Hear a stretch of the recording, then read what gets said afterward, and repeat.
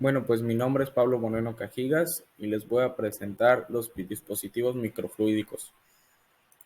Primero que nada, ¿qué es un dispositivo microfluídico? Bueno, pues un dispositivo microfluídico es una herramienta micrométrica que manipula los fluidos. Estos dispositivos están compuestos por canales, cámaras y válvulas. Pues el funcionamiento de un dispositivo microfluídico se basa en canales que son los tubitos muy delgados que se llegan a apreciar ahí en la imagen.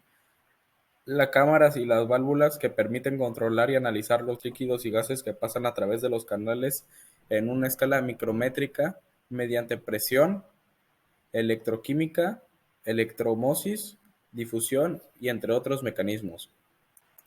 Los principios y conceptos de la mecánica de los fluidos que afectan a los microfluidos.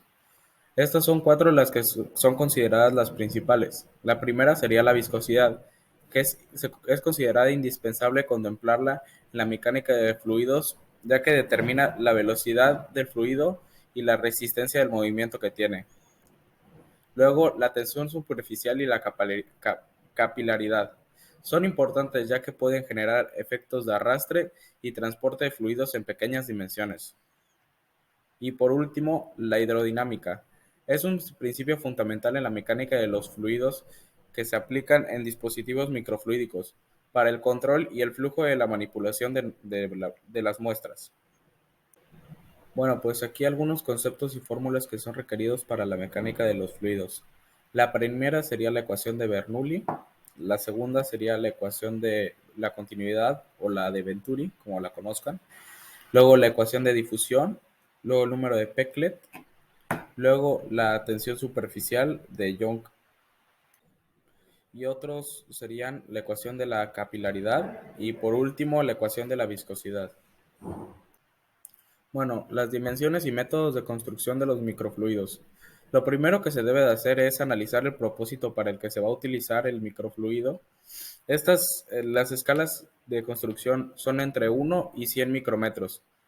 El primer método es el fotolitograma. Este método consiste mediante la energía de la luz UV.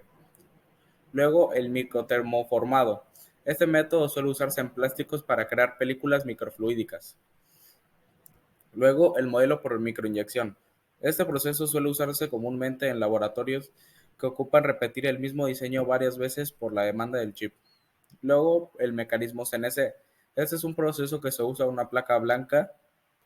La máquina de control numérico que es computarizado, es la máquina CNC, son capaces de fresear chips microfluídicos. Y por último, la impresión 3D. El método para fabricar estos chips consiste en construir esto a base de materiales primos. Y por último, las aplicaciones de los microfluidos. En la química se utiliza para sintetizar y analizar moléculas muy pequeñas.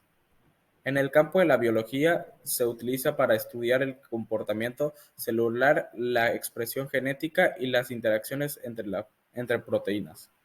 En el campo de la medicina se utilizan para diagnosticar enfermedades, monitorar la eficiencia de los medicamentos. Y por último, en el campo de las ciencias ambientales se utiliza para monitorear la calidad del agua, estudiar la contaminación del aire y detectar materiales peligrosos.